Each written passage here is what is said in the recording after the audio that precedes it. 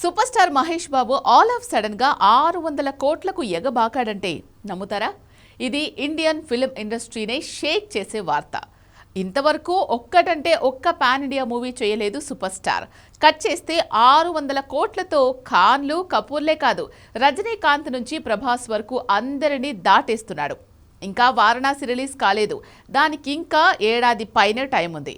ఇది వచ్చి వండర్స్ చేస్తే సరే, పాన్ వరల్డ్ మూవీ కదా, 600 కోట్లకు తన రెమ్యునరేషన్ పెరిగింది అనుకోవచ్చు. కానీ అలాంటి పరిస్థితులు ఏవీ లేవు. అయినా విచిత్రంగా ఎన్టీఆర్ 370 కోట్ల రెమ్యునరేషన్ని ప్రభాస్ 550 కోట్ల పారితోషికాన్ని మించిపోయాడు. అదెలా సాధ్యమవుతోంది? ఇందులో నిజం ఎంతుంది? ఈ ప్రశ్నకి మైండ్ బ్లాంక్ అయ్యే ఆన్సర్స్ వారణాసి లెక్కలే ఇస్తున్నాయి. అవేంటో చూడండి.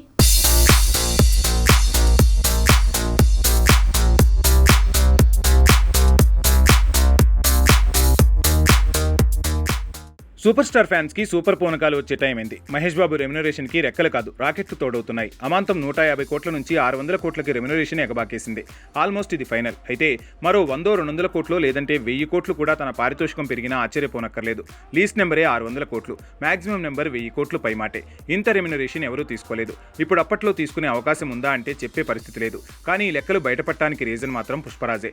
అల్లు అర్జున్ వల్లే సూపర్ స్టార్ ఇప్పుడు ఇండియాలో నెంబర్ 1 స్టార్ గా ఫోకస్ అయ్యేలా ఉన్నాడు. విచిత్రం ఏంటంటే మహేష్ బాబు గుంటూరు కారం వరకు ఎన్ని సినిమాలు చేసినా 200 కోట్ల నుంచి 300 కోట్ల వసూళ్లే తనకు పరిచయం. అందులో తన రెమ్యునరేషన్ 120 కోట్ల నుంచి 150 కోట్లే. అలాంటి తను ఒక్కటంటే ఒక్క పాన్ ఇండియా మూవీ చేయలేదు. పాన్ ఇండియా లెవెల్లో బ్లాక్ బస్టర్లు పడలేదు. అయినా 600 కోట్ల స్టార్ గా ఎలా మారాడు? అంతా వారణాసి మహిమే. ఇది రాజమౌళి సినిమా కావచ్చు. 1400 కోట్లలో మహేష్ బాబుకి 100 కోట్లే పారితోషికంగా ఇచ్చుండొచ్చు. కానీ సూపర్ స్టార్ కి ఇంకా 500 కోట్ల నుంచి 900 కోట్లు అదనంగా రాబోతున్నాయి. పాన్ వరల్డ్ మూవీగా వారణాసి వరల్డ్ వైడ్ గా రిలీజ్ అయ్యాకే 600 కోట్ల స్టార్ అవుతాడో, 1000 కోట్ల స్టార్ గా ఎదగబోతాడో తేలబోతోంది. పుష్ప మూవీకి పారితోషికం నామమాత్రంగానే తీసుకున్న బన్నీ వాటా మాత్రం గట్టిగానే తీసుకున్నాడు. ఫలితంగా 2 భాగాల పుష్ప 2000 కోట్ల వరకు రాబడితే అందులో 620 కోట్లు బన్నీకి దక్కాయి. అంటే మొదటి భాగానికి 220 కోట్లు, రెండో భాగానికి 400 కోట్లు. ఆ లెక్కన బన్నీ 400 కోట్ల స్టార్గా మారినట్టు.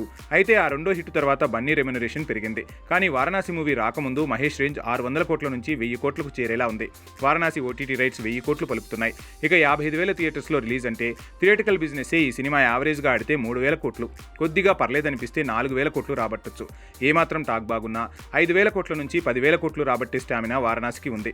సో వారణాసి ప్రాఫిట్స్లో ప్రొడ్యూసర్కి 50%, డైరెక్టర్కి 35%, హీరోకి 15% వాటా పరంగా చూస్తే మినిమం 600 కోట్ల నుంచి మాక్సిమం 1000 కోట్ల వరకు మహేష్ రెమ్యునరేషన్కి రెక్కలొచ్చేలా ఉన్నాయి.